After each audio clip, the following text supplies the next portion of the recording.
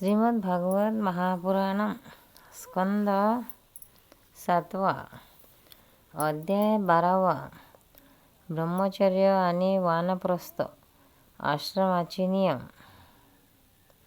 नारद म्हणतात, गुरुकुलात निवास करणाऱ्या ब्रह्मचार्याने आपली इंद्रिये स्वाधीन ठेवून दासाप्रमाणे आपल्याला लहान समजावे. गुरुदेवाच्या चरणी दृढ प्रेम ठेवावे आणि त्याच्या हिताचे असेल तेच कार्य करावे. सायंकाळी आणि प्रातःकाळी गुरु, अग्नी, सूर्य आणि श्रेष्ठ देवतांची उपासना करावी आणि मौन राहून एकाग्रतेने गायत्रीचा जप करावा. दोन्ही वेळची संध्या करावी. गुरुजी जेव्हा बोलावतील तेव्हा संपूर्ण शिस्त पाळून त्यांच्याकडून वेदाचे अध्ययन करावे. पाठाच्या प्रारंभी आणि शेवटी त्यांच्या चरणावर डोके टेकवून नमस्कार करावा. शास्त्राच्या आज्ञेनुसार निखला, मृगचर्म, वस्त्र, जटा, दंड, कमंडलू, यज्ञोपवीत आणि हातामध्ये दर्भपवित्र धारण करावे. सायंकाळी आणि प्रातःकाळी भिक्षा मागून आणावी आणि ती गुरूंना समर्पित करावी. ज्यांनी अनुज्ञा दिली तर भोजन करावे, नाहीतर उपवास करावा. आपल्या शीलाचे रक्षण करावे, थोडे खावे. आपले काम निपुणतेने करावे, श्रद्धा ठेवावी आणि इंद्रियांना आपल्या ताब्यात ठेवावे. स्त्री आणि स्त्रियांच्या अधीन राहणारे यांच्याशी आवश्यक असेल तेवढेच व्यवहार करावा. जो गृहस्थाश्रमी नाही आणि ब्रह्मचारी आहे त्याने स्त्रियांविषयी चाललेल्या गोष्टीपासून अलिप्त राहावे. इंद्रिय अतिशय बलवान आहेत. प्रयत्न करणाऱ्याचे मनसुद्धा ते क्षुब्ध करून त्यांना आपल्याकडे ओढतात.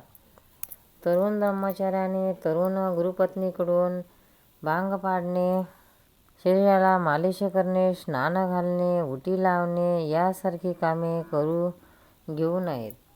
स्त्रिया अग्नीप्रमाणे तर पुरुष तुपाच्या घड्याप्रमाणे होत. आपल्या कन्येबरोबर सुद्धा एकांतात राहू नये. इतर वेळीसुद्धा जरुरीपुरतीच तिच्याजवळ असावे.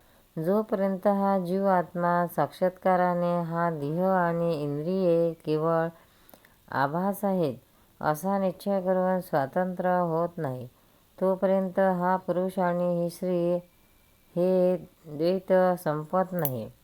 तोपर्यंत त्यांची भोगबुद्धी कायम असते. हे निश्चित. शील रक्षणाचे हे सर्व नियम गृहस्थ व संन्यासी या दोघांनाही लागू आहेत.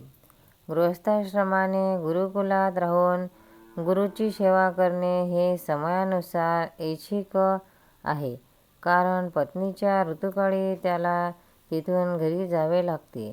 ब्रह्मचार्याने काजळ घालणे, तेल लावणे, मालिश करणे, स्त्रियांची चित्रे काढणे, मांस खाणे, मद्य पिणे, फुलांचे हार घालणे, अत्तर, सुवासिक तेल, चंदन लावणे आणि अलंकार घालणे त्याचा त्याग करावा. अशाप्रमाणे गुरुकुलात वास्तव्य करून द्विजांनी आपली शक्ती आणि आवश्यकता पाहून वेद, त्यांची 6 अंगे आणि उपनिषद यांचे अध्ययन करावे. तसेच त्यांचा अर्थ समजून घ्यावा. तसेच जर सामर्थ्य असेल तर गुरु मागतील तेवढी दक्षिणा द्यावी. नंतर त्याच्या आज्ञेने गृहस्थ, वानप्रस्थ किंवा संन्यास आश्रमात प्रवेश करावा किंवा जन्मभर ब्रह्मचर्याचे पालन करीत त्याच आश्रमात राहावे. जरी भगवंत स्वाभाविकपणे सर्व ठिकाणी व्यापून असल्यामुळे त्यांचे येणे जाणे असू शकत नाही, तरीसुद्धा अग्नी, गुरु, आत्मा आणि सर्व प्राण्यांमध्ये स्वतःच्या अंशभूत जीवरूपाने ते प्रविष्ट आहेत असे पहावे. अशा प्रकारे आचरण करणारा ब्रह्मचारी, वानप्रस्थ, संन्यासी किंवा गृहस्थ विज्ञानसंपन्न होऊन परब्रह्मतत्त्वाचा अनुभव घेतो. आता मी ऋषींच्या मतानुसार वानप्रस्थ आश्रमाचे नियम सांगतो. याचे आचरण केल्याने वानप्रस्थाश्रमाला अनायासेच ऋषीचे लोक जे महालोक त्याची प्राप्ती होते. वानप्रस्थ आश्रमात असणाऱ्याने नांगरलेल्या जमिनीतून उत्पन्न होणारे धान्य खाऊ नये. नांगरलेल्या जमिनीतील धान्यसुद्धा अयोग्य वेळी पक्व झाले असेल तर खाऊ नये. अग्नीवर शिजवलेले अथवा कच्चे अन्न हे खाऊ नये. फक्त सूर्याच्या उष्णतेने पिकलेले कंदमुळे, फळे इत्यादी सेवन करावे. जंगलात आपोआप उगवलेल्या धान्याचे नित्य नैवेद्य कर्माचे वेळी चोरू पुरोडाश करून हवन करावे. जेव्हा नवीन धान्य वगैरे मिळू लागेल तेव्हा अगोदर साठवलेले धान्य टाकून द्यावे. अग्निहोत्राच्या अग्नीचे रक्षण करण्यासाठीच घर, पर्णकुटी किंवा गुहेचा आश्रय घ्यावा. स्वतः थंडी, वारा, अग्नी, पाऊस आणि सूर्याचे ऊन सहन करावे. डोक्यावर जटा धारण कराव्यात आणि केस, नखे, दाढी, मिशा काढू नयेत. तसेच शरीरावरील मळही काढू नये. कमंडलू, मृगचर्म, दंड, वल्कल्ये आणि अग्निहोत्राची सामग्री आपल्याजवळ ठेवावी. विवेकी मुनीने 12, 8, 4, 2 किंवा 1 वर्षापर्यंत वानप्रस्थ आश्रमाच्या नियमाचे पालन करावे. अधिक काळ तपश्चर्या केल्यामुळे बुद्धी विकल होणार नाही याचे भान राखावे. वानप्रस्थ पुरुष आजार किंवा म्हातारपण यामुळे आपली कर्म पूर्ण करू शकत नसेल किंवा वेदांत विचार करण्याचे सामर्थ्यही त्याच्यामध्ये नसेल तर त्याने अनाशनादी व्रत करावे. अनाशन सुरू करण्यापूर्वीच त्याने आपल्या आहवनीय इत्यादी अग्नींना आपल्या आत्म्यामध्ये विलीन करून घ्यावे. मी माझेपणाचा त्याग करून शरीराला त्याच्या कारणीभूत तत्वामध्ये योग्य तऱ्हेने विलीन करावे.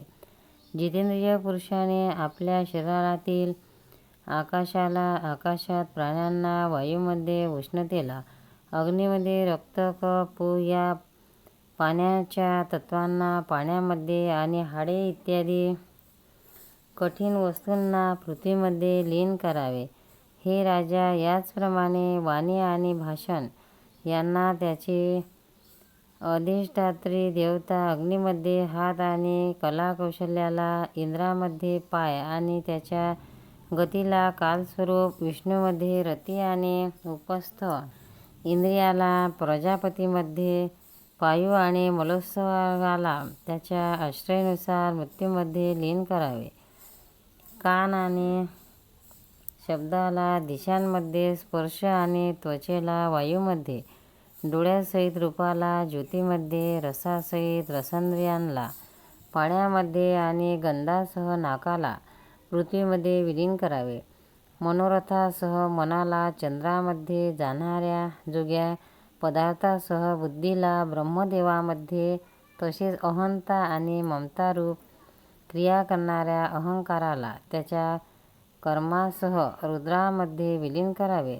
याचप्रमाणे चेतनेसहित चित्ताला क्षेत्रज्ञामध्ये आणि गुणामुळे विकारी वाट्याला जीवाला परब्रह्मामध्ये लीन करावे. त्याचबरोबर पृथ्वीला पाण्यात, पाण्याला अग्नीमध्ये, अग्नीला वायूमध्ये, वायूला आकाशात, आकाशाला अहंकारामध्ये, अहंकाराला महत्त्वामध्ये, महत्त्वाला अव्यक्तामध्ये आणि अव्यक्ताला अविनाशी परमात्म्यामध्ये विलीन करावे. त्याप्रमाणे विनाशी परमात्म्याच्या रूपामध्ये शिल्लक राहिलेले जी चित्तस्थ आहे, तो आत्मा आहे, तो मी आहे, हे जाणून अद्वितीय भावामध्ये स्थिर व्हावे. जसे आपले आश्रय असणारे लाकूड भस्म झाल्यावर अग्नी शांत होऊन आपल्या मूळ रूपात राहतो, तसेच त्याने सुद्धा राहावे. गोपाल कृष्ण भगवान की जय. भक्तांनो, व्हिडिओ आवडल्यास व्हिडिओला लाईक करा, शेअर करा, सबस्क्राईब करा. तसेच बाजूला असलेल्या बेलवर क्लिक करा, म्हणजे याच्यापुढील सर्व व्हिडिओ तुम्हाला सर्वात आधी मिळत जातील. जय श्री कृष्ण.